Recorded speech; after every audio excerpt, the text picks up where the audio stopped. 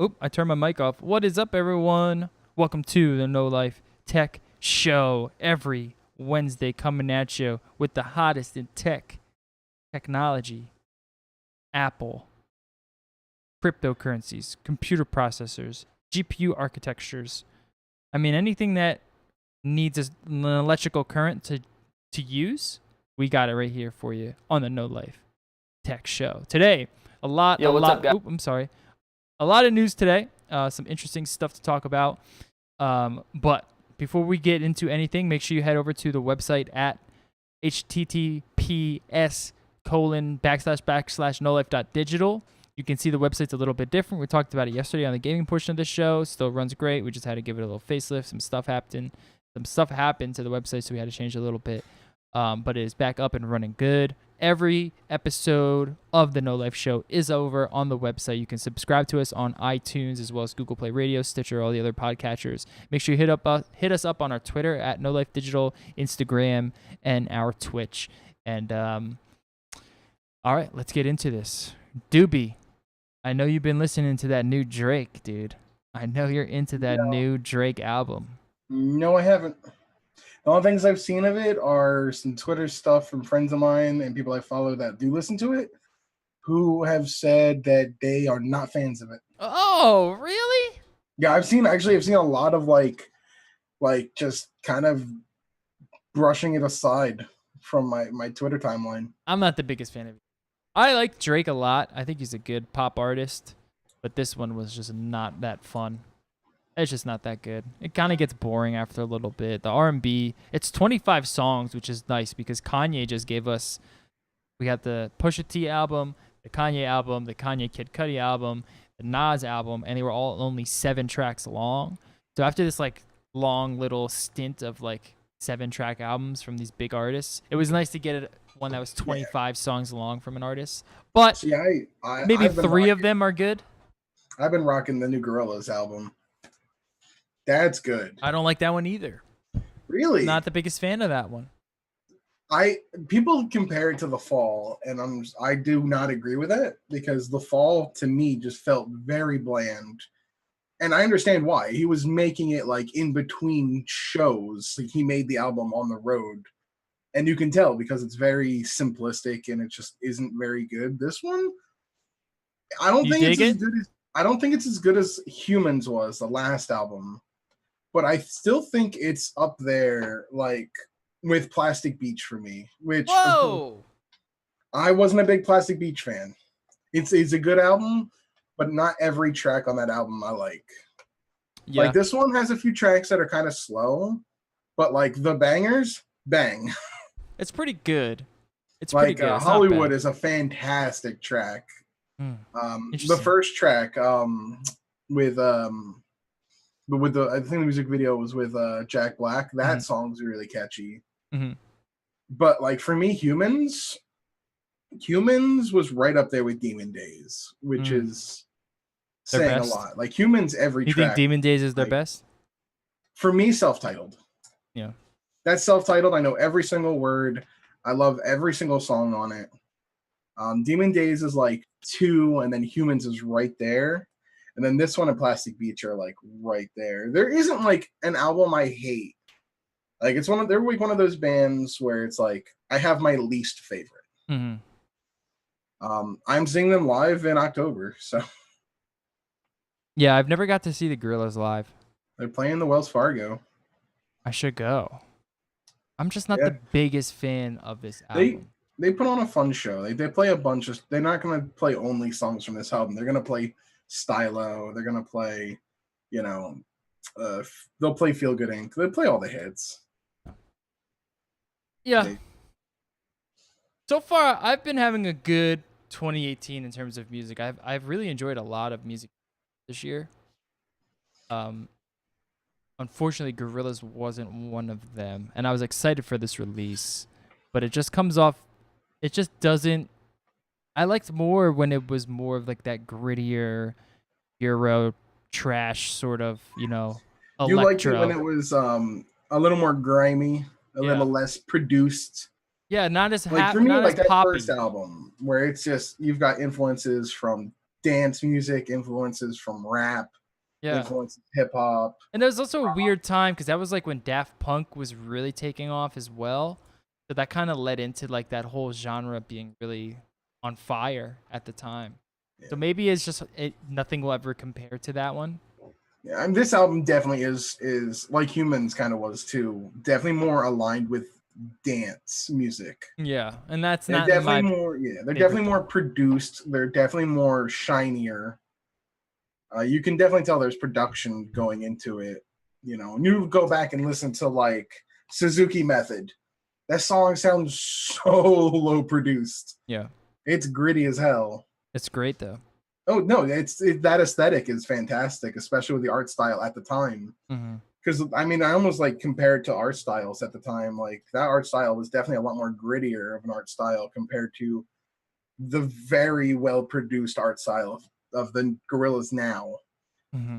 And also, like within the mythology of the band, like this album is what it would sound like if 2D, the character of 2D, was making the music and not Murdoch. True. So I think that does go into the stylistic decisions that you might not. And then you're not the only one. I've talked to a few people that feel the same way, but they're not the biggest fans of this album. Yeah. So I guess what is it? Plastic Beach is more of Noodles' album. Noodles' representation of the album, or that band. Which I like Plastic Beach a little bit. Like I said, like the songs on that album I really like. Yeah. The ones I just don't ever want to hear them. It's a shame because I think like one of my favorite bands is Interpol, and Gorillaz and Interpol kind of had the same sort of launch trajectory with each other, but they've also sort of both been like falling by the wayside as I'm getting older. And I'm just like, damn, I'm starting to feel my age when I hear these bands, because the Gorillaz, they're trying to be like at least with this album, it seems like they're trying to capture that poppy essence, but they're just too old now to do that. Did you want to feel your age? Look at the top 40 charts. No. And go, I don't recognize a single name on this. Actually, we should do that. Don't. All I know is I'm waiting for October for the new Coheed album. Because Coheed's still making music? Yeah, and they're going back to the science fiction, and it's a 75 song album with 15 tracks. God damn. Prog rock I love prog rock. It's great. I just want to go back to like when Rogue Wave and MGMT were top 40. Didn't MGMT have an album this year? I don't know. I haven't listened to them care. since like Electric Feel. No one has, but I just congratulations. I just is a very want underrated that album. weed stuff back. Well, take a guess at who's dominating the billboards right now. Cardi B. XX. Well, she is number 3. She is number 3. I've heard some Cardi B because my friend listens to her when I go and like in her car. It's not bad. It's fine. I want to listen to Doob. I want to see Doobie listening to Cardi B. Can we make? I mean, happen? I like hip hop and rap. I just like more underground. Okay, so who's number 1? Drake. He's number 1, 2? 2, 4, 6, 7, 8, 9, 13, 14, 17, 18, 20, 21. So all 25 songs on the album are top 40. He can't beat Drake, dude. He's been the king. Make that money. Listen to this. He's So been the king. Who's first that isn't Drake? Cardi B. So who's first? Who's next? Maroon 5. Jesus fucking Christ. Maroon 5. And then you don't get XX. You don't get Maroon to 5 is still a thing. Yeah, and then it's XXX Tentacion at 10, who's dead. I mean, not even here anymore. Isn't Adam Levine like singing for Queen these days too? No, he's not. No way. Dude, I know Maroon 5 is still a Axl thing. Rose is the head of AC/DC now. What? Oh, it's Maroon I 5. quit. Hold on, it's not just Maroon 5. It's Maroon 5, Maroon 5 featuring Cardi B. Cardi B. That's why. That's why it's in the top 40. That's why. Yep. You know what? Oh Fuck god. the top 40. No Fuck way. music. So what's next? Hit me with something else, or is this just Drake and All right. Cardi Well, B? there's someone that I don't know on the list at 11. Ella Mai, with her song "Boot Up," and then it's Post Malone at number 12, and then it's Ariana Grande at 15, Juice WRLD at 16, Zed at 19. That's the Z with 2 Ds. Florida Georgia Line at 22. Taylor Swift So far, at Georgia 23. Line. You know it's crazy when Taylor Swift's at number 23 with a song that's fucking super old. It's only allowed to be the song 23. So Drake has been at the top of the charts since 2006. He's been literally at the top of the charts since 2006.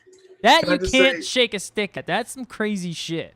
The best Drake song is the Hotline Bling, but it's I would- Hotline Bling set to the Wii Shop music. If you haven't heard it, look up on YouTube Wii Shop Bling. It's hilarious, and it. I fits thought the- I was hoping for the Twitch meme. Well, I'm gonna play 2 seconds of it.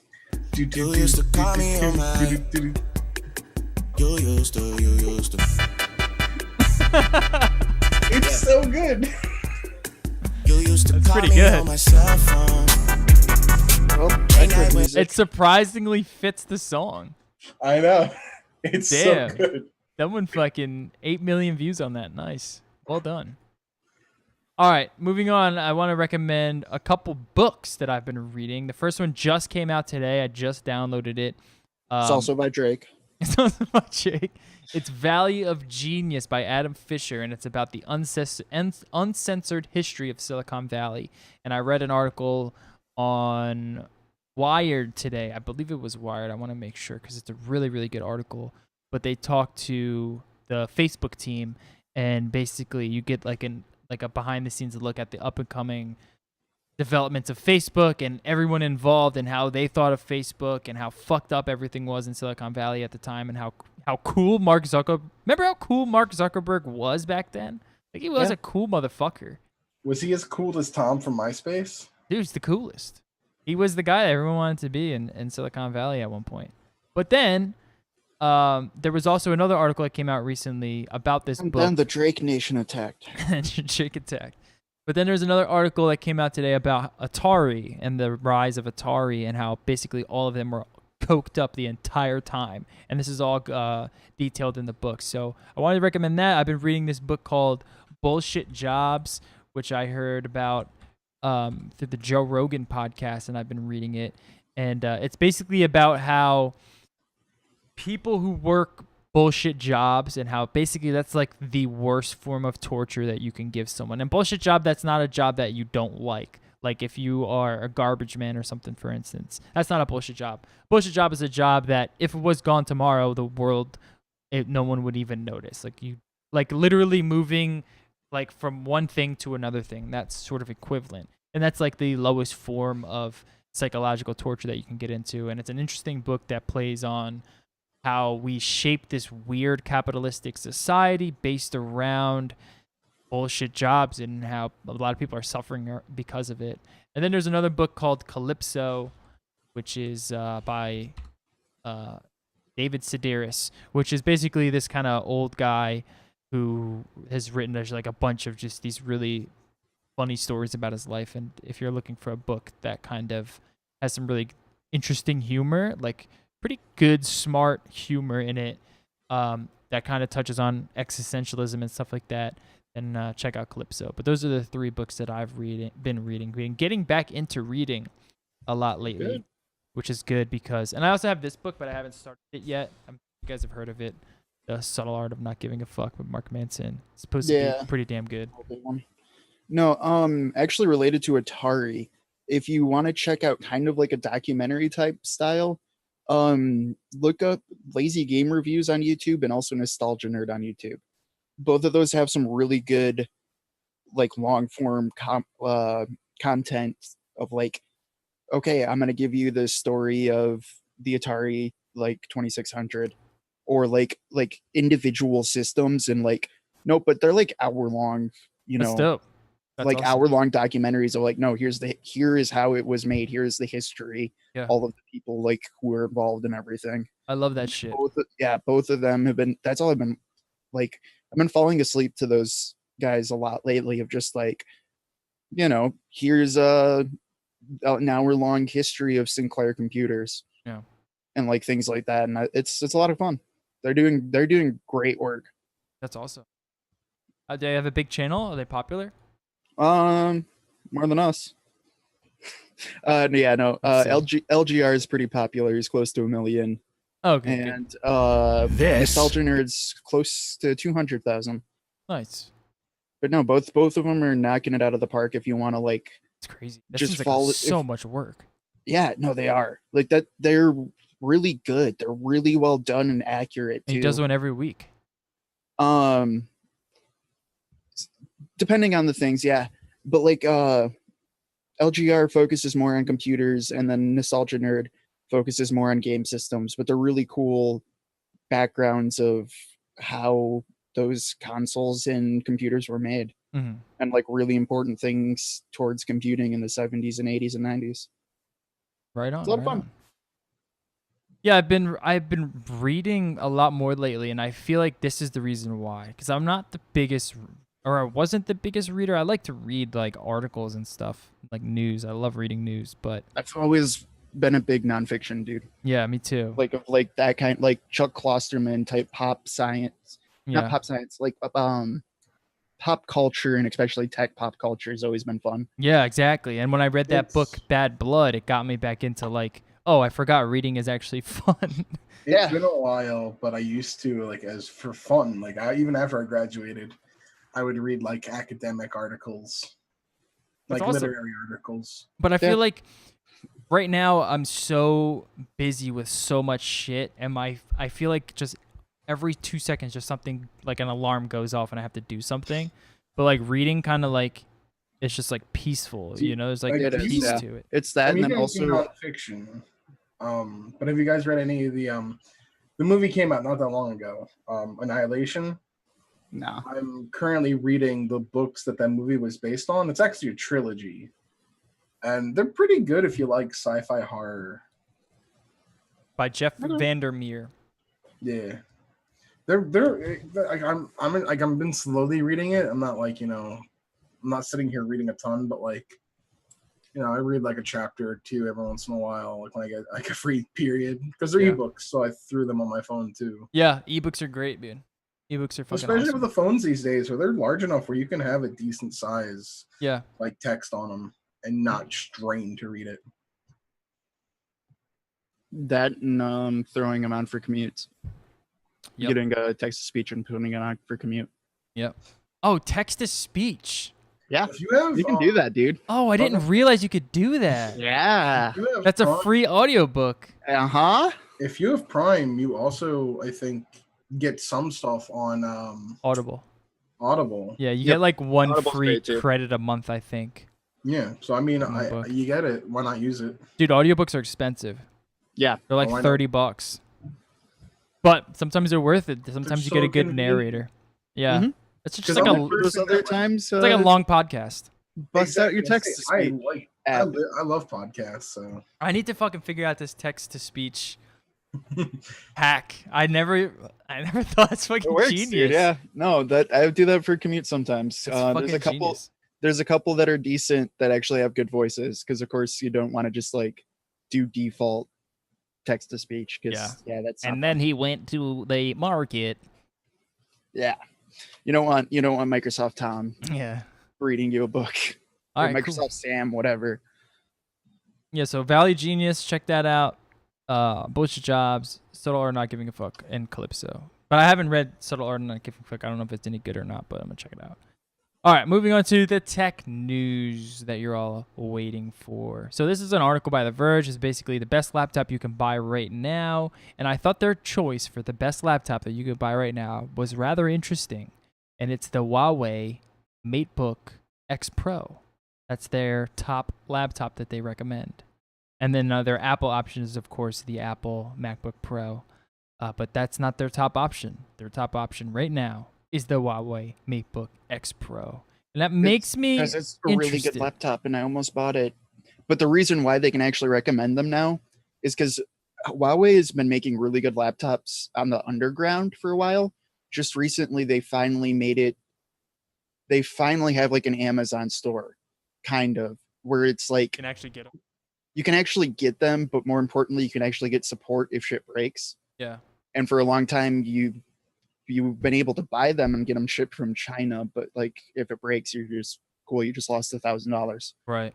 So now that they're actually like having support, that's why a lot of people are freaking out about them. I mean, 'Cause they're good. basically, it looks like a Windows MacBook Pro. And it is. That's basically what it is. Yeah, with a gorgeous screen on it. I don't really know the specs. Let me look at the specs here. Up to date.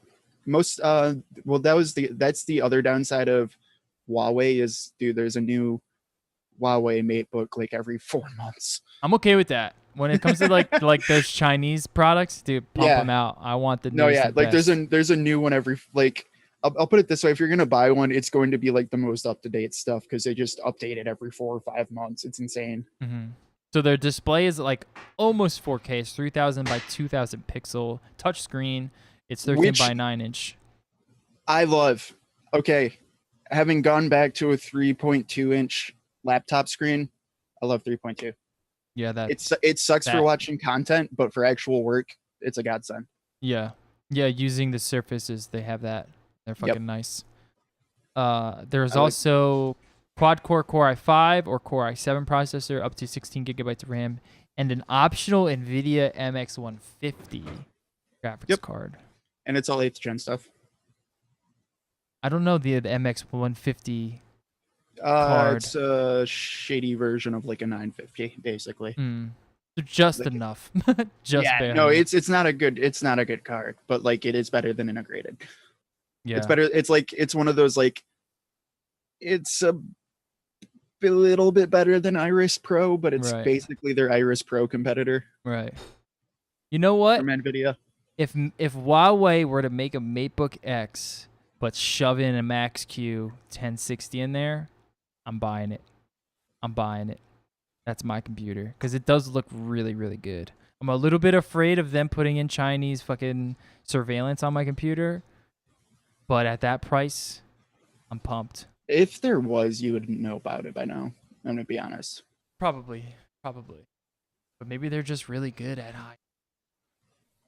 You really underestimate how nerdy some of us are. That's true. Trust me. Like, also the other thing, I've been having to do a lot of dev work for like the last month. So the last month has been in like little subgroups of 2,000 people, YouTube channels of Linux and stuff like that, just going over, like, there's a couple of new Chinese Linux distros that are out, and everyone's been breaking them down code by code, like line by line of code of like, oh, this is a little tracker. It's just a tracker for a web store, but why is there a tracker to the web store?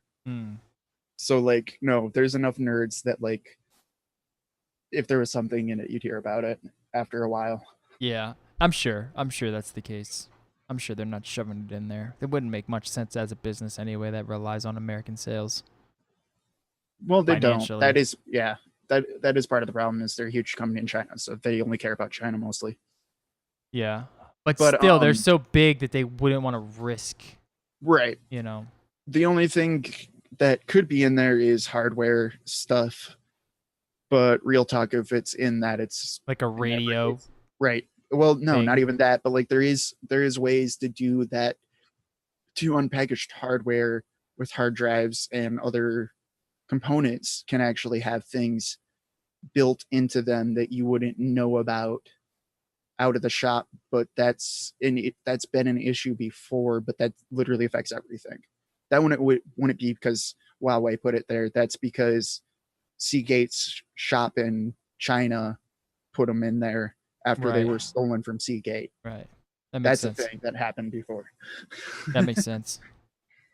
Well, that's their best laptop. Then the MacBook Pro comes next, and then it looks like the HP Spectre's on there, the Surface laptop's on there, and a couple other MacBooks, Lenovo. Pretty interesting list. I thought the Dell XPS 15 was going to be way higher, but it's not. It's because the new one's not as nice.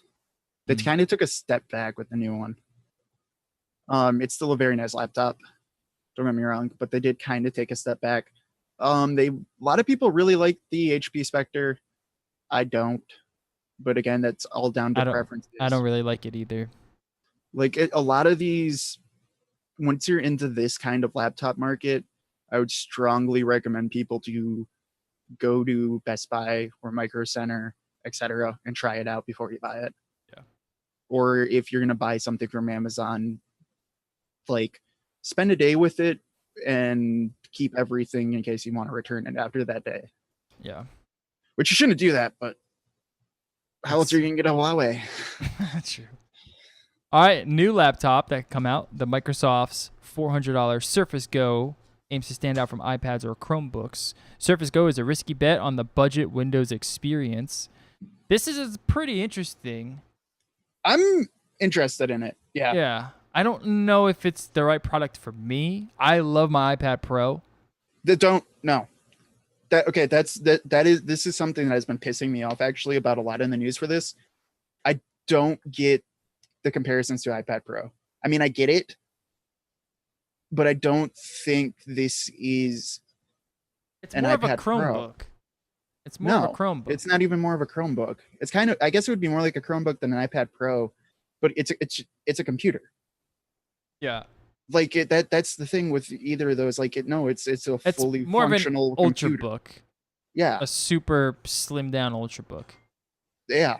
With Like the it's what it is it's a budget version of the Surface, but it's still the idea of it. No, it's a Windows 10 computer. Mhm. It's not a tablet like the way an iPad is, or like a web browser like a Chromebook. But dude, let me ask you something. What is a computer? Shut the fuck up. What is a computer? Dude, Well, I mean, that's part of the thing is where like I do get that. I agree with that sort of actually, because is this a computer? No one Yeah. fucking knows, obviously. no, this is a computer. Or Well, is it a tablet? Or is it a Chromebook? Or an Ultrabook? No one knows. We need dude, it's a answers. Surface. I love it. But like Is there a new category? Is Surface its own category now? Surface has always been like a weird hybrid, yeah. Is it To a me at hybrid? least. Fuck, Yeah. there's too many categories. Well, no, I because can't like keep up. that's what I mean by that is like to me this is going after a completely different market than I think the iPad is. And the same thing with the Chromebook. That's why like those comparisons don't always make as much sense to me. Cause like What market do you think this is going after? see, that's the weird thing. That's why I don't entirely know why this exists. This is like for people who want a Surface but can't afford one. That's literally what this market is, basically. Yeah. Like, do you have $400 that you want to spend on a premium quality computer, but you need an actual like desktop computer? That's what that market is. Like, if you want a yeah. little what you're bitch dev machine to take on the road, this is awesome. Because you know it's a quality product. It's gonna suck and it's gonna be slow, but like you at least have a quality product. That's what it's for. But would I buy one of these for my mom? No, I'd buy her a Chromebook. Or if she wants to check out Instagram, no, I would buy her an iPad. Like that's where like a lot of this comes down to use cases. So like that's why to me like it depends on what the person wants to use their machine for, which is why I think they're so different. Like if your goal is you need to work at a coffee shop and just write a bunch of stuff, I would recommend this way over an iPad because it's an actual computer And it's cheaper. but it's also I'm just gonna throw this out there. I'm assuming it's the same quality as the normal Surface for the keyboard. They're way fucking better than anything for the iPad. Mm-hmm. That's what stopped me from buying an iPad is like no one's really made a good iPad keyboard unless you're spending $200. And none of them have a touch pad on it. Well, wait, you can't, but you can't use a cursor on iOS. Yeah. But like, it's not even that. It's like, so if you're a writer, I would probably give you this or a Chromebook. To be honest, I'd probably actually just give you a Chromebook. So it's all about use cases. But if you just want to watch content, get an iPad all day. What's interesting is that it seems to be like an accessory product because it's $400, so it's like it's not expensive, but it's also not that cheap. And I feel like if you don't have a laptop and you're looking for a new laptop, that's what it's their budget laptop. Yeah. Like that's basically what it is because all of their other laptops start at $1,000. Yeah. Most laptops do. Yeah. You know? Like that's to me, that's what this is cool. Here's their $400, $500 laptop. Like that's what it is. This is their Mac Mini. Yeah. Like that's what this product is to me. Then like, oh, they're trying to go after the iPad, and it's like, are they? Really? Well, that sector is dominated by the iPad, like that price point. Yeah, that and, So- and Chromebooks. But it's like one of those things where it's like, I think this is their budget laptop. No, it definitely is their budget laptop. I'm just interested in knowing what it can't do, you know? Because the specs, if we look at the specs, it's got... Oh, it can do everything, just slowly. Right. Really slowly. And that's what I'm saying. Like, it's 4 gigabytes of RAM, 64 gigabytes of slower eMMC storage, and a less powerful Pentium Gold processor. And then you go to the $600 version. You get the type cover, you get more RAM, you get an SSD, which I'm assuming is NVMe, some other add-ons. Yeah. You get a much better product at $600. Too, but like honestly, even for $400, having used a lot of Chromebooks, if you're doing most things you'd expect a $400 product to do, eMCC is fine. Being completely honest. Really? But yeah, it's still faster than a normal hard drive. It's not it's not like as fast as your NVMe SSD. It's still way faster than a normal hard drive. You don't notice it. Interesting. Like it's like for most basic tasks, it's more than enough. It's an interesting product. Yeah, like I'm not like I wouldn't really recommend most people to buy one of these, to be honest. I think it's a little weird that it exists, but I would be interested in it. I think it only exists because the iPad market exists, and I think they just want to tap it. They have the technology, they have the hardware there, so they're like, let's just build one. We can pump it out pretty cheap and see how many people will buy it. Yeah, throw Pentium in there, which is they probably get for dirt cheap. eMMC storage and like is honestly, dirt cheap. again, like the Pentium Gold, it isn't great, but it's also not terrible. So can you watch? I haven't used many Chromebooks. Can you watch like 4K video on it? Yeah. You don't have any issues easily. with 4K video? No. And this is a better processor than most Chromebooks, dude. Like no, like anything like that, this would have no problem with. You would be able to play light game. You could probably play RimWorld with this. You could play light games with this easily. Really? Yeah, it's like it's not that bad. You're not going to be able to like load up, you know, like PUBG or like Battlefield or like a normal game like that. But like yeah, simple games like this would still probably play that easily. Right. Like it's not that terrible is what I'm trying to say. You can still do everything with it basically, except for like intensive gaming. Yeah. And like obviously I'm this has been a problem with Microsoft always, that all of their base stuff is 4 gigs. It should be 8 gigs. That's actually the biggest bottleneck. Then the processor or the eMMC. I think you just skip the $400 version. You go the $600. You get the SSD. You get the 8 gigs of RAM. You get the type cover. You're gonna have to get the type cover anyway. Yeah, it's really $500, not $400. Yeah, just spend an extra $100. Get the little souped up version. But at that point, do you go up and do you get a Surface laptop or do you get a Surface Pro or whatever? So like that's why this is weird to me. But it's like I guess that's why they all do that, because you just keep going up and up and up. Exactly. But to me, this is like, okay, cool. This is their $500 little laptop. Like it's a 10-inch screen. Like this is their little travel laptop. Cool. Some people were expecting the Surface Andromeda. Have you seen that? Yeah. I wish they would actually do something like that. It would be so stupid and I'd love it. Would you get one? Oh yeah, dude. You kidding me? It'd be so fucking stupid, but it would be, I don't know, it'd be so fucking cool at the same time. Like that's I do kind of like those wacky things like that sometimes. This like picture here is they're playing Ori with like the top half has Ori, the bottom half is a controller, and it kind of looks pretty interesting. Yeah, and then like some of the renders you could actually take it apart and swap sides. and things like that. There's so many like renders and things, rumors about that are like, this is so stupid. It could be so cool. Who needs a Switch? Yeah. I have two little tiny screens that I can combine together like Joy-Cons and just do everything. I mean, that would be pretty cool if they released something like that. People would Yeah. be talking about it, that's for sure. No I one's mean, gonna it'd be be- talking it would about the be- Surface Go. Actually terrible, but it'd be cool. I mean, like this is interesting to me. Because it's one of those things where it's like, again, too, it's a $400 computer that will run real full Photoshop True. that you can draw on. And it is a Windows machine, so it's built nice. It's the only, in my opinion, Windows is the only competitor to Apple in terms of build quality. I don't think any of them even come close. Well, no, that's the other reason why I was saying you would. That's why someone would buy this for $400.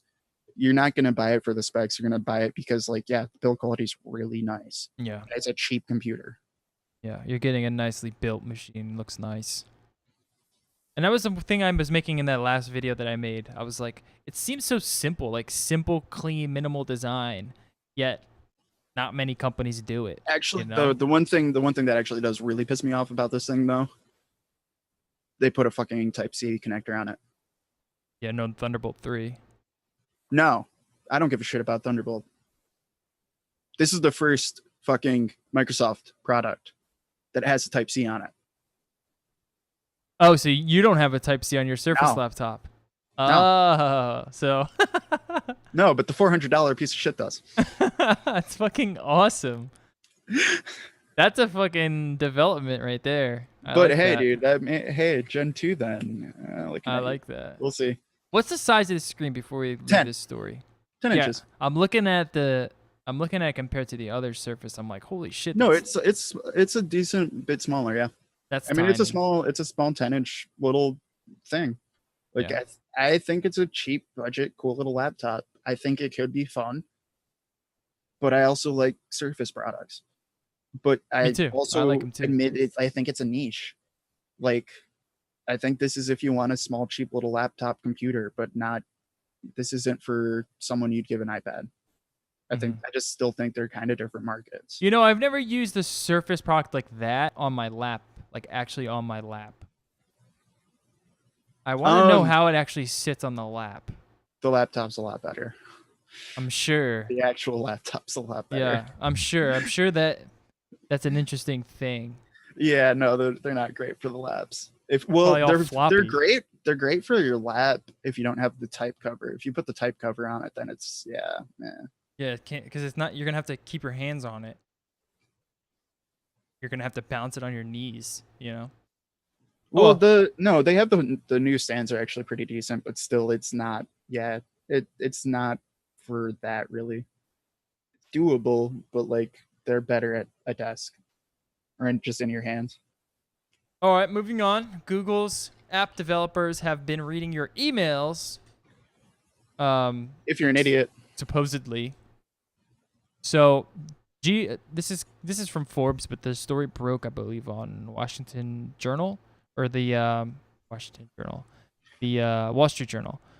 But Gmail app developers have been reading your emails. Google keeps making the news, and sometimes not in a good way. Wall Street Journal reported this week that third-party app developers can read the emails of millions of Gmail users. Not only that, but Gmail's access settings allow data companies and app developers to view private details, including recipient addresses, timestamps, and entire messages. While the apps need to receive user consent, the consent form isn't clear that it would allow humans, not just computers, to read users' emails.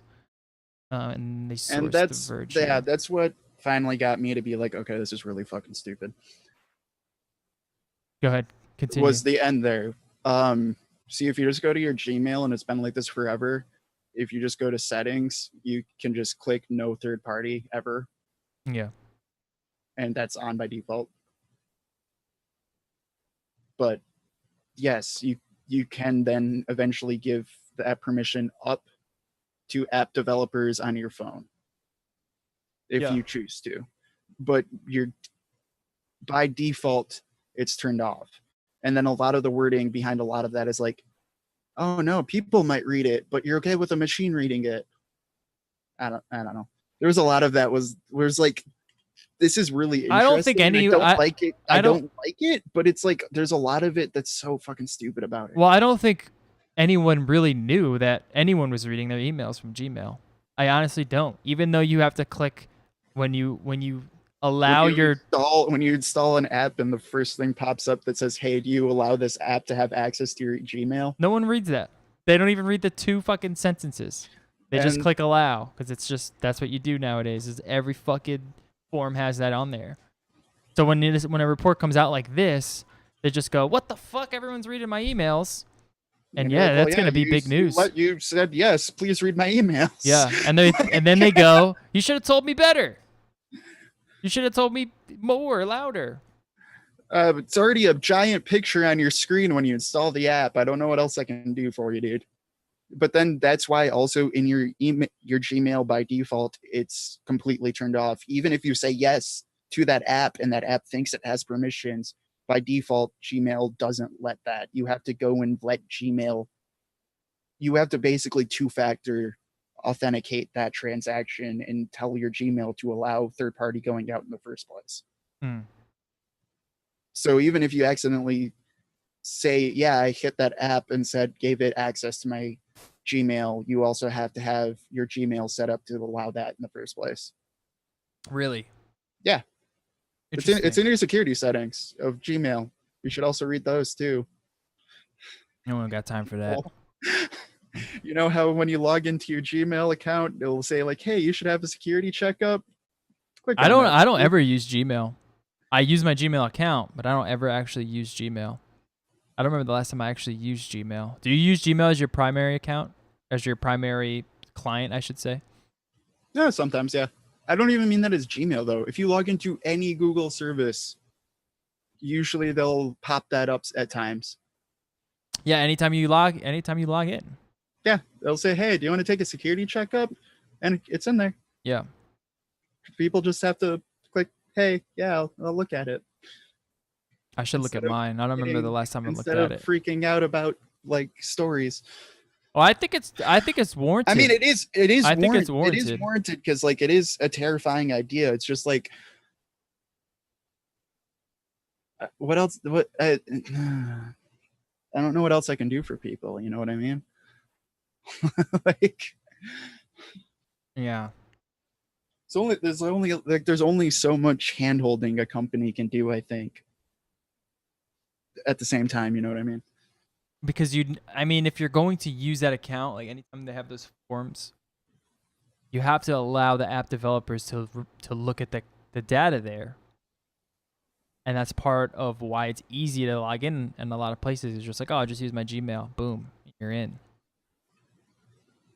Yeah. But it like that makes sense for your email account so you can But we they know don't that. even- But we they know don't that. even see passwords usually. But like well no, they don't see passwords if they have it set up right. Unless they're malicious, shouldn't. basically. They shouldn't see passwords. If they're malicious, they can, but no, it's just that's why sometimes it's almost like a little bit of moral panic where it's just like, yeah, that idea is really terrifying. That's why it's set up to not allow third party. You have to click OK to allow third party access like 4 times. And then every single time you log into YouTube or Google or Gmail, it says, hey, look at your security settings. Like, I don't know how many times Google can hit you over the head. And if you don't choose to like click on any of that, I don't know what to tell you, dude. Yeah, I don't think it's that big of a deal, personally. And here's their response. They put in a blog post ensuring your security and privacy with Gmail. They immediately sent out a response. We make it possible for applications from other developers to integrate with Gmail, like email clients, trip planners, and customer relationship management systems, so that you have options around how you access and use your email. We continuously work to vet developers and their apps that integrate with Gmail before we open them for general access, and we give both enterprise admins and individual consumers transparency and control over how their data is used. You can visit the security checkup to review what permissions you have granted to non-Google apps and revoke them if you like. I'm pretty sure I've set mine up so nothing. There's no tracker. There's no advertisements. Like what what are they called? Targeted ads or anything like that. They do give you that option to turn everything off if you want. For G Suite users, admins can control which non-Google apps can access their users' data through whitelisting. Keeping your data secure is our top priority. And then here they kind of break down exactly what they're talking about, giving consumers choice and protecting them from malicious or deceptive apps. You control data. They show you basically what, like a mock-up form on what it looks like and stuff like that. So it's just, who's going to read this? Not many people are going to hear more about this in the future as more APIs become more integrated.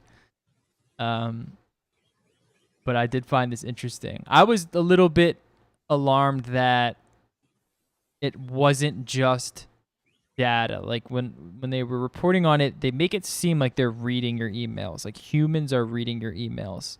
And I think that... And they can. Yeah. If you hit a button like 3 or 4 times saying, you specifically can read my emails.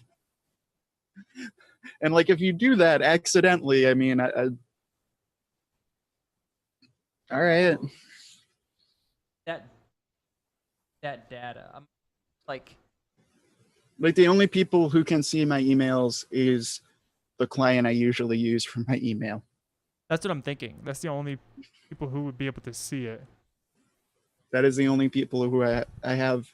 Well, at least you I know have my now email. too. I have my email client and Windows. That's the only people who can see my email. Just so your email pops up on Windows. Yep. Right? Yeah. Yeah, I think mine's the same for my Gmail. And like you can go through and I don't know. I've logged in. I'm not exactly sure. I'm gonna have to take a look. Well, no, you can go and see who you have clearance through to sign in with. You can go through and see who has access with things. You can give them, change the access. You can say, oh, hey, this app has access to my photos for some reason. Why do they? I'm going to turn that off. You can do all of that. Mm-hmm. I don't know, dude. You can see exactly. Now I'm kind of worried. I wouldn't be. There's been a lot of times where I log in with my Gmail and I don't even think about it. I don't know what fucking access I'm giving them. Unless you. I have to look at it. Unless you click something giving them access, they have no access. They just have access through login. Whatever thing I've clicked is only the allow button. You know what I'm saying? As soon as you have to sign in and then you have to allow that access, that's the only thing I've ever clicked. And on Google's end, when I've done a security checkup, I've made sure to turn all the tracking off. I haven't looked much deeper than that. I didn't think I needed to. If you just allowed sign in, then that's all you've allowed. Being honest. The thing that actually has the most access to my account is the GNOME project.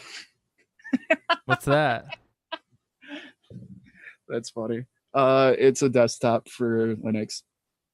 Is it just like a forum for lawn gnomes? No, collecting long it's the gnomes? GNOME desktop. No, I'm just kidding. I know what the Yeah. Okay. It's for those who don't know, the way Linux works is you would For those have who a don't know, desktop. Jerry has an extreme lawn gnome addiction, Yeah. and he Ah, can't dude, stop. all over. He can't stop buying lawn gnomes. Dude, I almost bought a Red Wings one actually pretty recently. Really? No, but I thought about it. Light is working on a 9-camera smartphone prototype. Of course they are, dude. So if you remember this camera called the L16, which is essentially Dude, the light camera was cool, yeah. but as a camera, This is just the camera. just a camera. This is a camera that takes semi-interesting pictures where you can change your focal points depending on where you click, and it So like includes the Red 16 camera. cameras. Yeah, sort of. Cost $2,000. Sort of, except this one looks way better than the Red camera's fucking carbon fiber everywhere. I know, this just looks like, hey, we were bought out by Google, so now it looks like a Pixel. And then now they're going to be creating a phone with 9 cameras on it. And it's actually done a little bit better than their other camera. They're done in like this circle shape thing. And the idea is essentially the same. You take one picture and you can decide how that picture looks afterward. And it's not just like editing. It's done through machine learning and then, mathematics and all that through the lenses, which is actually the technology behind it's really, really interesting. And that's why there's so much interest behind this company. But I don't know if I want a phone with 9 cameras on it, to be honest. I'm not sure. The only way I would buy this... You don't? The only way I would buy this... You only want 3 or 4? I'm cool with 3 cameras is my limit. I don't need any more fucking cameras on my goddamn phone. I'm good with 1 or 2. Yeah. If I have to have 3, that like thing where it's like, why? Yeah, if I have to have 3, okay, whatever. Put the third on there. 2's borderline why, but at least it kind of makes sense. Yeah, 2 makes sense. Once you're getting 3, you're like, give me 3. If you're like, you need the 3, the third one, I'm telling you, you need it. It's gonna do a lot more cool shit. Whatever. And what will it do? I don't know. If it's gonna measure the light better, whatever. But that's it. Then put a light sensor on it. I don't want any Just keep more. it as 2. I don't want any more after that. I definitely don't want 9. That's for goddamn sure. With 16 All I'm lenses. saying is, I'm gonna buy either the Pixel 3 with 1 camera or the one rumored iPhone that has 1 camera on it, or the Pixel 3 with 9 cameras. Who knows, dude? They might throw them on there. They might, and I'm not gonna buy it. They might throw them on there. I don't know. Smartphone technology is something that I love and I want it to get a lot better, but adding more cameras is not the way to do that. No. That's the wrong way to go. But light seems So I to do be... like the gimmick. I like the gimmick. I'm interested. I want to see more stuff like this. I just don't want to buy more stuff like this. I'm not. Yeah, exactly. Keep making it. I don't know who buys this kind of shit, but keep doing it because I want to see where you can take it. Now, if it worked, if 9 cameras on a smartphone gave me a picture that looked like a DSLR camera, well, then I'm intrigued. Oh yeah. But from what we've seen, it does not. It doesn't look like that. So. No, it looks like you chose one of 9 small pictures. It looks like fucking portrait mode. That's what it looks like a better portrait mode. I want better quality. Dude, I want the Asus ROG 9 gamers 9 camera phone. 9 camera light phone. Dude, why are we not in the phone making business? No, with the lightning dongle adapter for my headphones. Dude, can we get started on this project? Screw Doobie and The Witcher 3. You need to fund this phone that we got planned for you guys. I'm telling you. 9 cameras. It's gonna fucking have It's gonna Joy-Cons. have a little dongle that's actually just a crypto miner. Yeah. All right, moving on. We're gonna bring it out in 3 years once crypto's dead. Yeah. Canon and Nikon are reportedly both planning full-frame mirrorless cameras this year. That's interesting. I'm gonna be putting out an article about this as well, probably tonight after the show. Or by the time you hear this, you'll probably have it on the website, so go check it out. But this is super cool. So Canon and Nikon both are trying to tap into Sony's market by putting out awesome full-frame mirrorless cameras. Why would you want a full-frame mirrorless camera? Because you get You things... don't. You actually want a Micro Four Thirds. No, you want full-frame mirrorless. I know. I've always been Team Micro Four Thirds because I always thought they were really cool when they first came out, and that was like the first really nice camera I bought. Yeah. So No, they're dope. Got a nostalgia soft spot for me, like when Panasonic became a thing. Yeah, no, they're dope, but full frame mirrorless, I think, is the future, at least for now. So essentially, what you get is you get better low light capabilities, you get higher resolutions, you get better frame rates, you get an EVF, a hybrid EVF if you wanted. You just get a more feature packed camera, and they can produce it at a cheaper price, relatively cheaper price. The thing is that if we look at the Nikon version, they are going to be adding a new mount on their camera, which would be stupid because then you would need a adapter to mount all of the awesome Nikon glass that's available. So the Z mount. No, that sounds exactly like a camera company. Yeah, so dumb if they do this. That will hurt them dramatically. The thing, Sounds what's great exactly about Sony, like the camera industry. well, what's great about Sony is that they started out with this line of E-mount lenses all for their mirrorless line. So as they expand their mirrorless line, they grow the E-mount lens selection. They didn't have a gigantic Nikon lens selection before that. They had to build that with their company. So what Right, Nikon's doing is so stupid. Well, yeah, it's because that's what they've always done. When DSLRs first came out, it was a new mount. Right. And then they And you build, had to buy an it adapter. along. So now here's their new technology. It's gonna be a new mount. Yep. So, but with a company like Nikon, where And you have then all this awesome just- glass, Buy all the adapters to have all of my nice Canon lenses on Sony and Panasonic. yeah, like a Metabones. Get a Metabones on there. So the Nikon, there's going to be two, a 24, maybe a 45, looking like they're trying to go after the A7R and the A7S. They look like A7 series cameras. It's got five axis in-body stabilization. The new mount, they're going to be releasing it alongside of 3 different lenses: the 24 to 70, 35 and 50 millimeter. Maybe this is all rumors. It's got an EVF, and this is the kicker here: the pricing. 45 megapixel version will be announced at around $4,000.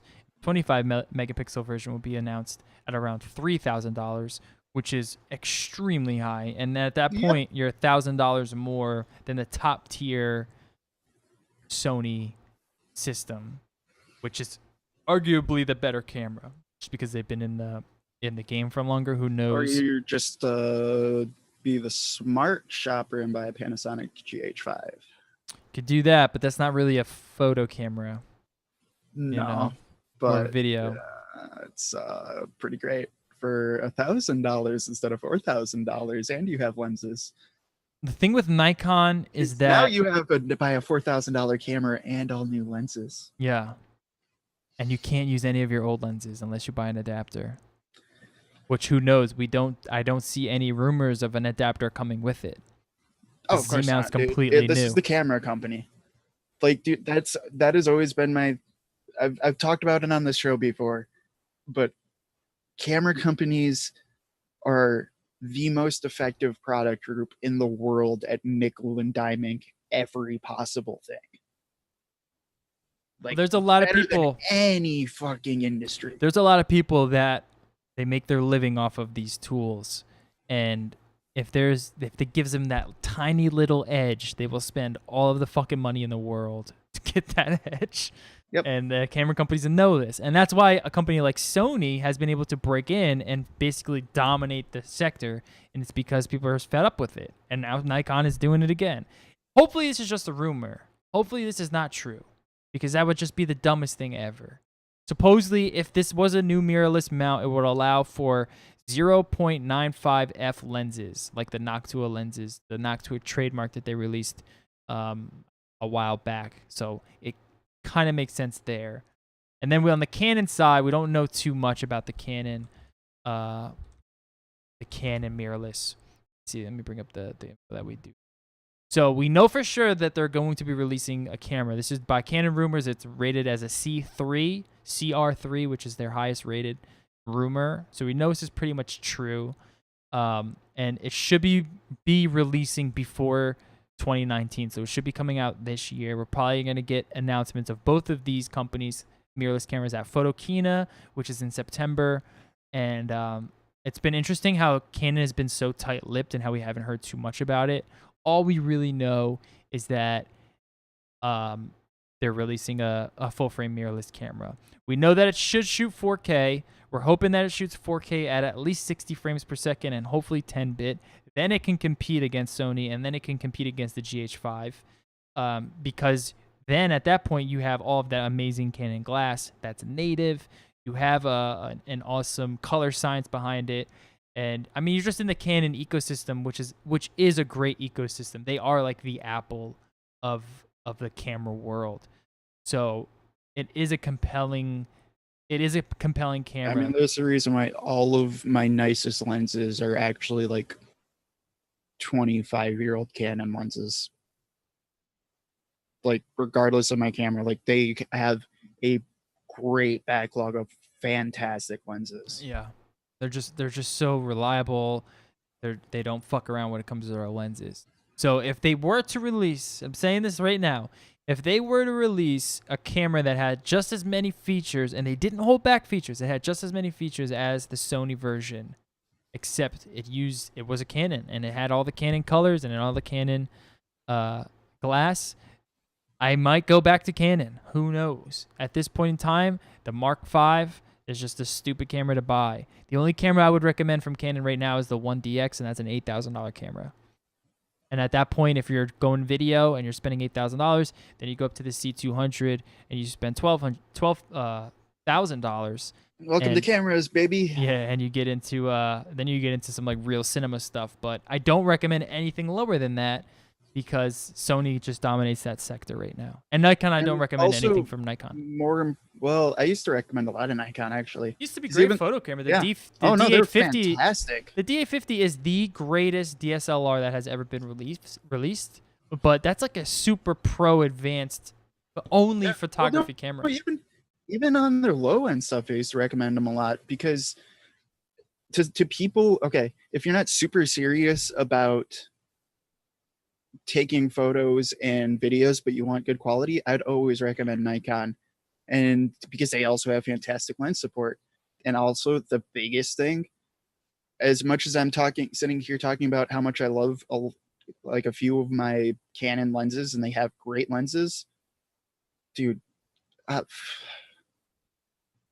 Canon bodies have always sucked to hold. Really? Yeah. I like the Canon bodies. I think the Nikon body's way better. I've always thought the Nikon bodies are way better. They do feel a little bit more balanced, but the worst bodies are the Sony bodies. They're the worst. They don't know how to make a body for a camera, but they give you all the features at the cheapest price. So right now, like for that person, for someone that doesn't want to take it too seriously, I can only recommend Sony. You're going to be spending something, way cheaper. Yeah, and I mean, nowadays it's more Sony and Panasonic for cheaper. Because but I back only in the day, recommend Panasonic if you want to take video. If you're like a vlogger or someone, want to take video. But at the same time, we're now in the YouTube generation. They want to take video. Well, I mean, most people, for me. Well, now you want to do both. Nowadays, you got to do both. Exactly. So, but I mean, back in the day, that's why I'd always tell people to get a Nikon if they weren't super serious about it, just because it's like, for a lot of people, I think they like the Nikon grip better. Because Canon grip is definitely an acquired body grip, in my opinion. Yeah, Nikon makes Nikon like the D7000 series or I think the D7000 series. Like the D7, the D5000 and stuff like that. Yeah, all of those were like, if you just wanted a camera to take a decent picture, that was like my recommendation all day, basically. Yeah, those were really good consumer cameras, but that was like 5 years ago. I know, dude. That was so long ago. Sort of in the camera world, it's like a decade ago. But yeah, hopefully this revives my interest. I've been like team mirrorless since these mirrorless started really impressing me with what you can do for the price. I still would love to spend $15,000 on a 1DX Mark II and then get some really nice Canon L lenses, but I just don't have the money right now. That's so expensive. I don't make money strictly off of, taking photos and videos. So It doesn't make sense for someone like me to get that. But if their fucking mirrorless can kind of do that at a much cheaper price, then I'll be interested. And honestly, once you're getting to that, if you're making enough money where that's becoming more feasible, you're just going to sit there and be like, oh, I can buy a Black Magic or a Red. Yeah. For video. Yeah. For video. Yeah, if you're looking at those cameras, then you're definitely like in the pro world. You wouldn't shit. You'd be getting those fucking over the shoulder gimbals and shit. All right, let's move on. We got a couple of stories and we're done.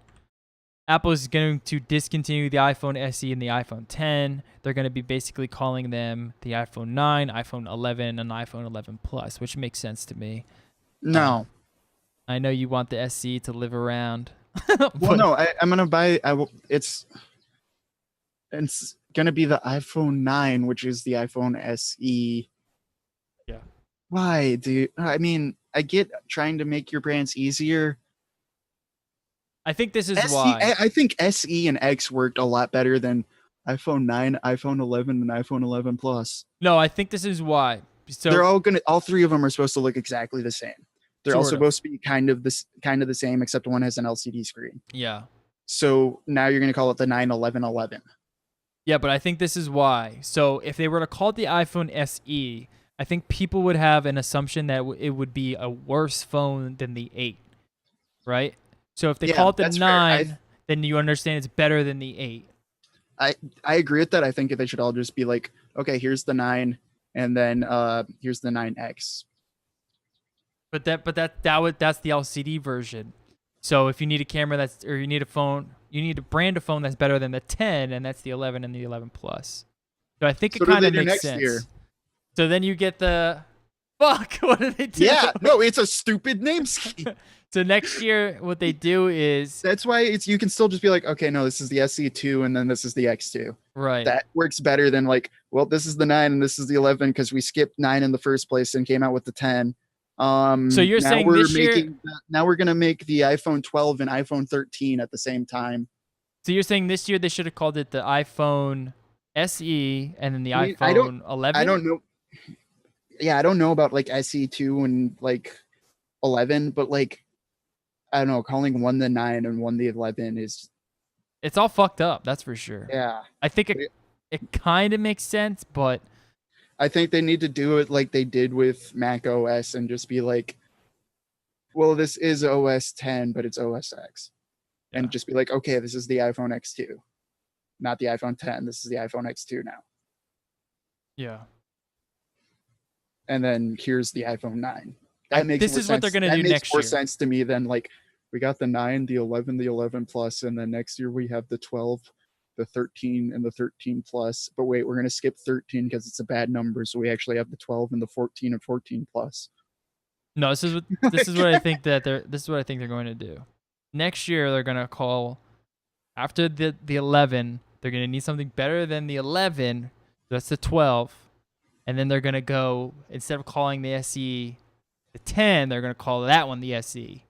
And that'll be it'll be called the new iPhone SE against the new iPhone 12. And then after that, I guess that works better. Yeah. after that, Steve Jobs is going to rise from the dead and choke Tim Cook on the keynote stage, Yeah. which No, I would if- pay for to see. If they end up calling them that, I'll be very, very disappointed, to be honest. And That's I a honestly terrible name. don't give two shits what they call the fucking phone. I just want it. That's all I know. I mean, no, I kind of want that phone, but like that's a If you that's want, such a- I that's can. such a bad naming scheme. It doesn't make sense. Well, they fucked And up now when they you called just- they called it the 10. They fucked I up. know they did, but like now you're just gonna come out with the iPhone 911. Like what the fuck? Yeah, this is not gonna sell well for them. This is not. This is like everything about this is like The iPhone 911. who in your brand marketing team is like this is a good idea. I didn't think. They're fucked now. Like you're just do an X2 and a 9. Well, you can't buy a 10 anymore, which I find interesting. I guess they're just Yeah. like, fuck this phone. It's way too expensive to put together. Let's You're figure just out a like if better you're way. if you're gonna try to keep a premium phone and a lower phone, you make the premium phone its own thing. Hmm. You don't keep them in the same naming scheme. Yeah. That's why the SE I think worked really well. You knew it was the lower something different phone. Yeah. The only Like, that's reason what I they can have to do. assume that they didn't call it that because they're still gonna make iPhone 8s. But I highly Yeah, and they're still gonna make Why? SEs probably, to be honest. Yeah. But But, why would like- they even do that? I mean, if they It's sell. Yeah, I It guess. doesn't, but I it's like guess- when like that makes more. I don't know, dude. you know, I think honestly, honestly, I wouldn't even be against since okay, they had the 10, they had the 10th anniversary. That was the cool flagship. It would even make sense to me if they just came out with a new naming scheme entirely. yeah, would that be- would make a lot more sense. If you just come up with a new naming scheme entirely, here's the iPhone. You know, come up with a new Or instead just of call it the iPhone, then special the iPhone edition- Plus, and Exactly. then the iPhone SE. That's it. Yeah. Like, okay, you have this instead of the SE is the special edition. You have okay, the budget one is here's the iPhone, and then you have the new line of like iPhone, the plus version and the iPhone, not iPhone Deluxe, but like something called the premium line, something premium, and then you have the SE budget version. And as the just middle iPhone. one is just the iPhone. Yeah, that would be the smart way to go. Hopefully they Or do that. something like that. Just come up with new names, honestly. Yeah. You had the 10, cool. That's the sweet number system. Call that good. Come up with a new system instead of 911. Someone's definitely going to be have this exact conversation at the Apple Store. Be like, wait, so I want the phone that's better than the 8, but I don't want the top tier phone. So which phone is that? But I also don't want the 10 because you don't make the 10. And then, like I said, Tim Cook is going to come out of the grave. Steve Jobs. Or Steve Jobs come out of the grave and then put Tim Cook. And then there's going to be a lot of edgelords like me who are just going to walk into the Apple Store like, I want the 911. Yeah. Kill me, dude. Don't do that. This Don't do will that. be the first year I buy an iPhone that is not a plus version. I'm going to be buying the regular version iPhone this year. Depending if I shouldn't say that because who knows what the fucking plus is going to have. But I want like a normal size phone. I don't want a big phone. If the rumors are true, I'm going LCD. Yeah, I'm gonna definitely take it into account. All right, last two stories. These are more culture stories. This is our new culture section. Since crypto has been sort of not much news right now, there's been some news, but I might do a separate video on that because it's sort of complex. But Brett Kavanaugh is Trump's pick for the Supreme Court. Crypto news in a nutshell. It's all dying. Crypto.com finally sold. It's a sad day. Yeah, crypto.com sold. Oh, we'll see. I don't know, dude. There's been some people still saying, dude, it's going to reach 25,000 by the end of the year. Well, do you know what crypto.com was? No, I have no idea.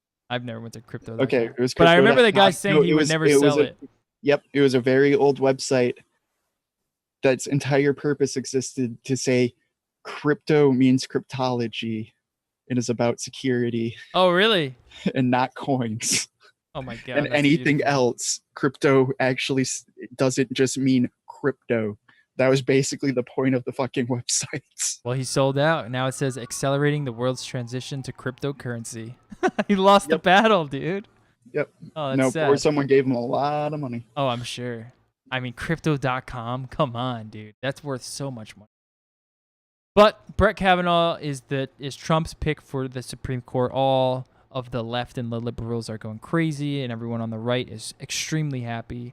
And I'm somewhere stuck in the middle where I am not that opposed to this pick. I think he chose a pretty good candidate for the Supreme Court. The guy is more conservative, yes.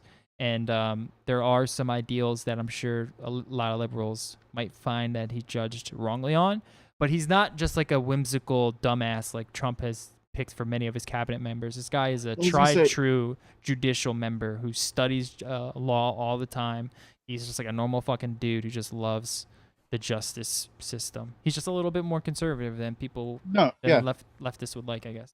As the token leftist, I don't always agree with his ideas sometimes on interpretations of the Constitution. But of any of the four, I'm way more okay with this one than any of the other three. Yeah. Because it's like, oh, hey, you're a normal judge who's actually like trying to keep his shit together. Yeah. Okay. Yep. That's something new. Yeah, I know. It was a sigh of relief when I heard about this. I don't know too much about a lot of law, and I don't know too much about judges, but after reading a bunch of stuff on him today, because I was super interested in, because this is a big decision if they decide this. This decides the way the country dictates law for the next generation. There's no term limits on fucking right. Well, sort of. Judges. It's how it depends on how you interpret the Constitution. Do you see the Constitution as black and white, or do you see it as a living document? Right. That's really what decides what side you're on, and that basically. Yeah. And from a lot of his interpretations of the law, he's been sort of in the middle area. He's not exactly like staunch, like he is. He just loves the Constitution, I guess. But he also understands the modern society a little bit more. Now, what does that mean for something like Roe v. Wade? I'm not exactly sure, but that'll play out in the future. Who knows? What I find more interesting is Trump making this decision. I know he did this because this is going to net him a lot more points in the upcoming midterms. This is a big pick for him. This has gotten so many more of the Republicans just like extremely happy. He chose, from what I know, someone who's more interested in Old Republican values or traditionalist Republican values. I guess that, no, I wasn't going to say anything like that. From what I've seen from this guy is he chose someone who actually understands the point of the job and isn't just there saying, yeah, I'll take out Roe versus Wade. Right. Exactly. Like he's actually like, it's a hey, you chose the person who was like, yeah, no, I understand the point of this job. It's not just a reality show of vote for me based off of one topic. Yeah. Yeah. I think this is a really good pick. And for a lot of people, some of the ones that were talked about were like, God damn, shut up. Yeah. And I think, I mean, like Neil Gorsuch and people like that is a little bit much. But someone like myself who has been sort of just looking at the Republican Party as lost, like this has been not the Republican Party that I come to love. This has become the Trump, fucking crazy Trump Party. But something, this big decision, he has stepped up to the plate, but I think it's only to get people like me back on board to vote again Republican in the next midterm. And if that's the case, then whatever, because at least the Supreme Court is chosen upon people that I would like to be filled there. Yeah, but, and it's a little bit more important than him. Yeah. That's, over, like in the long term, at least in the long term, it's a little bit more important than him. Yeah. Quite a bit, actually. Yeah, quite a bit. But it's interesting. So make sure if you're just like someone who's going crazy and like worrying the world is falling apart, just do a little bit of research on Brett Kavanaugh, and I think that'll help you quell your fears, because it's not that bad. He's a normal guy. And moving on to the last story, Shady McCoy. Yeah, he's the least Trump out of any of the Trump staff. Yeah, for sure. Like, at least from what we know, ever been linked to Trump. At least from what we know, Trump. Who knows what goes on behind those doors? I have no fucking idea. But LaShawn McCoy has been in the news because this woman here posted an Instagram basically saying that he's been all doped up on illegal steroids. He's beat his dog into having liver failure. He beat his kid so bad, viciously beat his kid, that the person who made this post was saying that they were afraid to speak out against it. And then they posted a picture of, the friend posted a picture of this woman, and then a picture next to her of her face just completely beaten in, saying like, I can't, you are the devil, you're an animal, I can't speak of this anymore. And it's a pretty serious allegation here. And LaShawn McCoy has basically said, this is all false. These are baseless and offensive claims, and he hasn't had contact with these people in months. We know for a fact that he has had contact with this woman and has dated her. We also know as a fact that he takes some big hits, and CTE may very well play a role in his life. So you can't really rule anything out when it comes to these NFL players, especially someone like us, tiny little running back like Shady McCoy. But if this is true, oh man, I really hope not. I really hope this isn't true for anyone's sake. I don't know where they would get these pictures. I also don't know why this woman wouldn't have spoken out when he beat his kids. You feel like that would be the line? You know what I mean? Like the dog, okay, I would be like, you know what? I'm going to have to call the police on you. Then the kid, I might have to take you out myself, So I find it interesting that instead of going out in public about it when he beat the kid, they waited until he did this to this woman, and then they went out with this information. So who knows? No one really knows right now. We don't have any proof of either side right now. But I wanted to bring this story up because it is in the news right now, and I'm a big LaShawn McCoy fan, or at least I was. I think for what he did with the Bills is pretty good. He kind of gave a spark to that team. So let's hope this isn't true, just for everyone's sake. Let's hope he's not fucking completely off the rails, because I don't like to see shit like this. I don't like to see my great fellow men be taken down like this when their fucking brains are getting beaten in so badly that they take it on their families. That's just too sad. It's too real for me to deal with. I don't like all of this CTE shit. Just, it's getting too bad. Well, yeah, it's pretty bad. Yeah. Well, because like that's obviously the worst of it, but there's a lot of stuff with CT and concussions that are like terrifying and like heartbreaking, to be honest. 'Cause Yeah. it's also, I mean, it's also in hockey and it's in a lot of contact sports. Yeah, I think hockey Like, has there's the most, worse. from what I heard. Or it might be It's soccer. bad. Actually, soccer, I think, surprisingly has the most instances of CTE in players. I can see that too. And then I think it's Well, 'cause hockey, I and then NFL is like third. Yeah, because I know like hockey, like there's a guy on the Red Wings, Johan Franzen. Like it does kind of get to you after a while, because there are still a ton of people out there who will like, they always push for the player to play, and they're kind of dicks about it, especially in the online internet era of just like, Oh, yeah, I know what you yeah, mean. no, just play him. Because like there's one guy currently, Rick Nash, who's like, not Rick Nash, yeah, who's like debating on retiring because he's worried about concussions, and a lot of people are like giving him tons of shit, and it's just like, what? Because like, I mean, we for the Red Wings we have Johan Franzen. Mm-hmm. He's gone from playing hockey. He's on the long-term injured reserve till his contract runs out, basically. Dude, reading stories about him is like heartbreaking. Yeah. He doesn't live at home. He literally lives at a treatment facility in Colorado, and like most days like can't even recognize his wife or kids That's so fucked. from playing sports. And it's just like, you're really pushing people to do that? Like, what the fuck is wrong with you? Yeah. And a lot of it too are children, because sports are just so glorified with kids. Yeah, they don't know any like better. 34. You know? He's like 34 and basically has Alzheimer's. Yeah, that's sad. And it's sad too when this shit happens, like the whole Tony Gonzalez thing, and then, you know, they're fucking killing their whole families off in just like a fit of rage. They don't even know what's going on.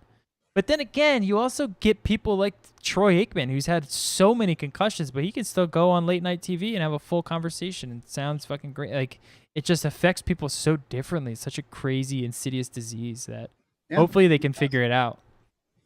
Yeah, but it's also why I understand why most sports slowly over time, sometimes too slowly, have been trying to eliminate head hits, things like that.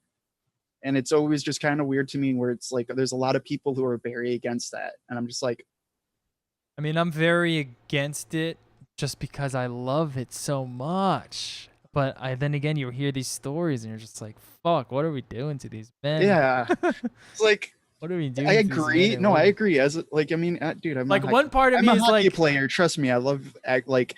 If you want to fight me, like, dude, let's go. It's like the most fun I'll have in my life. Same time, I don't want to push other people. It's a choice. Yeah. I don't want to push people to like, no, dude, do this for my entertainment. Like you're a fucking gladiator. No.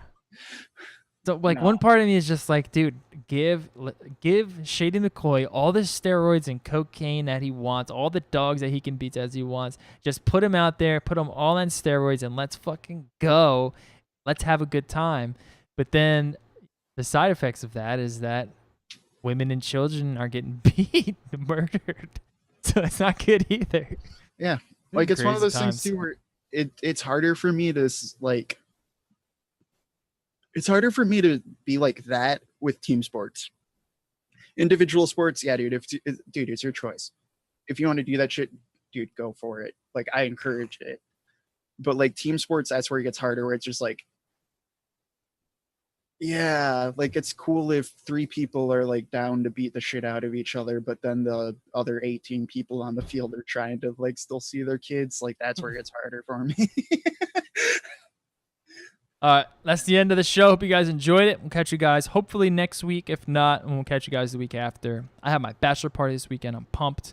I'm going to catch you guys later. Don't forget to hit up the website, nolife.digital, and hit up our Twitter, Instagram, and Twitch accounts. Follow us.